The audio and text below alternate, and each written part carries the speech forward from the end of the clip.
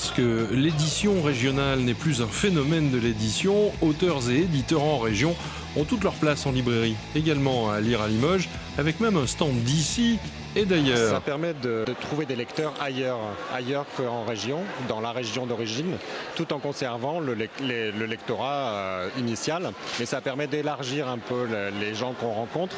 Et comme ici, par exemple, où c'est un salon typiquement de Limoges, où on rencontre des gens qui viennent maintenant d'un peu partout, d'une région largement élargie.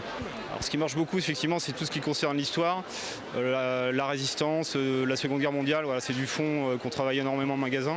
Et puis les rayons terroirs, les polars qui ont pris une belle ampleur ces dernières années, avec des histoires qui se passent dans le coin, dans les villes. Let's go! Aye, oh! Let's go! Aye, oh! Let's go! Aye, oh! Et quand on rentre dans une librairie pour faire des dédicaces, on est pris au sérieux.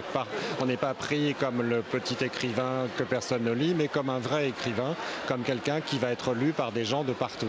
Aujourd'hui, l'édition régionale va traiter, certes, d'éléments, de sujets régionaux, mais avec des portées et des thématiques nationales, globales. Et puis on peut tout retrouver, du roman, de l'essai politique, de l'histoire.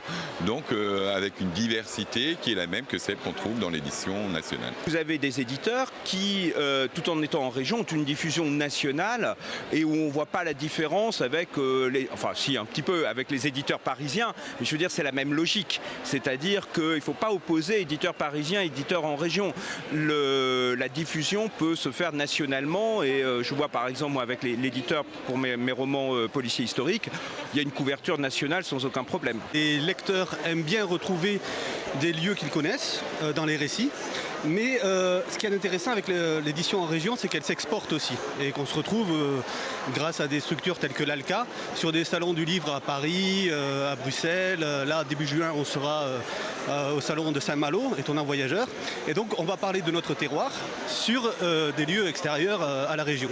Et ça, c'est vachement intéressant. On fait partie désormais de la Nouvelle-Aquitaine, mais il y a une identité limousine qui est toujours très marquée dans l'édition, et qui reflète cette identité. Et je dirais même que depuis la création de la Nouvelle-Aquitaine, l'identité limousine et l'édition limousine est de plus en plus forte et produit de plus en plus de livres. C'est une réaction ? Ouais, je pense. Et presque tant mieux. Let's go!